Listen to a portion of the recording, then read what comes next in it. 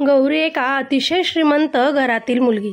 तिचे लग्न तिच्या आईबाबांनी त्यांच्याही पेक्षा श्रीमंत मुलासोबत करून दिले. गौरी खूप खुश होती. मनाला लागेल तसे जगत होती. तिचा नवरा अमित खूप मोठ्या पगाराच्या नोकरीला होता. स्वतःचा बंगला, फ्लॅट, गाडी, नोकर व चाकर सगळं काही होतं.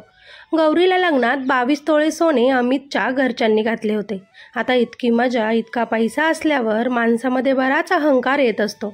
याही नवरा बायकोमध्ये आला. गौरी तर पटकन कुणाचाही अपमान करून मोकळं होत असे.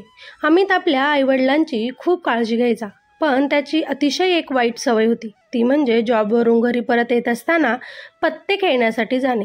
आता गौरीला नवऱ्याची ही सवय माहिती होती, पण तिने त्याच्यावर कधीच रोकटोक केली नाही. त्याचं आयुष्य आहे, तो जगतोय. माझे आयुष्य मी जगते आहे. आता जेव्हा आपल्याकडे सगळं काही असतं तेव्हा नणंद, भाऊबंद, नातेवाईक सगळेच आपल्या पुढे पुढे करत असतात. आपल्या घरी येणं जाणं त्यांचं खूप जास्त होत असते. गौरी तर तिच्या सासूला नेहमी म्हणायची, का रोज रोज हे येतात, उगाच आपल्याला त्रास.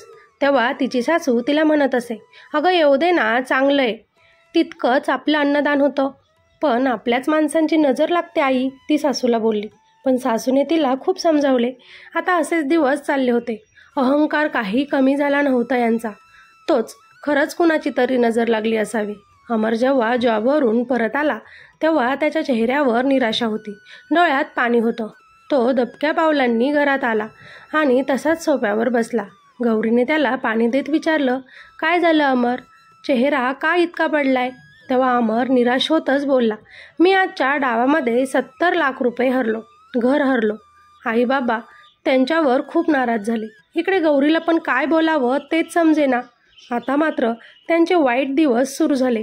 नवऱ्याची हाल गौरीला बघवत नव्हती, म्हणून तिने आपले सोने नवऱ्याला मोडण्यासाठी दिले. राहतं घर सोडून त्यांना भाड्याच्या घरात शिफ्ट व्हावं लागलं. आयुष्याने फासा फेरला होता. समोर सगळा अंधकार होता. इतकं कर्ज फेडायचे कसे कुणालाच काही समजत नव्हते. त्या दिवसापासून अमितने पत्त्यांचा डाव खेळणं कायमचं सोडलं होतं.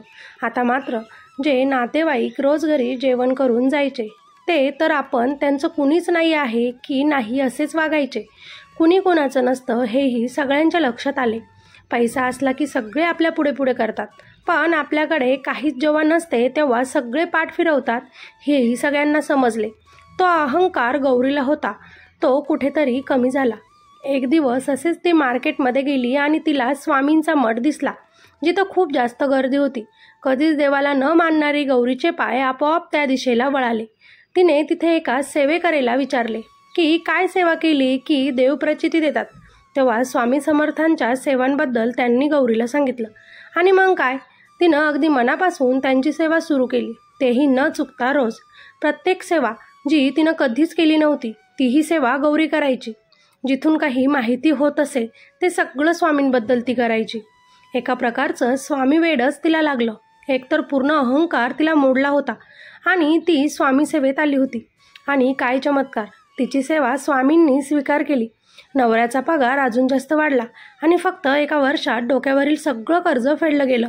ज्या ठिकाणचं घर विकलं होतं कर्जासाठी त्याच ठिकाणी शेजारी फ्लॅट त्यांनी नव्यानं विकत घेतला. जे काही हारले होते ते परत हळूहळू करून मिळत गेलं. स्वामींनी तिची प्रार्थना ऐकली आणि तिचं सगळं पहिल्यासारखं करून दिलं. तिच्या घरातील सगळ्यांचा विश्वास पटला. सगळेच स्वामी सेवेत आलेत. जे गमावलं होतं त्याच्या दुप्पट मिळत गेलं त्यांना. आणि हे एखाद्या चमत्कारापेक्षा कमी नाही. आज गौरी खूप खुश आहे. 2 मुलांची आई आहे. त्यांनी सगळ्यांनी स्वामी भक्ती केली होती म्हणून आज ते सुखात आहे. मित्र आणि मैत्रिणींनो, जेव्हा अहंकार माणसात येतो ना तेव्हा देवाला असे काही करावेच लागते आणि माणसालाही समजतं की कसे असते हे जीवन. जेव्हा सगळे संपते, कधीही देवपूजा न करणारी गौरी देवपूजेत आली. स्वामी भक्ती करू लागली. अहंकार विसरून निस्वार्थ जगायला लागली. तेव्हा कुठं देवाने त्यांना प्रचिती दिली. स्वामी नेहमी म्हणतात, मला बोलव तुझ्या मदतीला, मी नक्की येईल.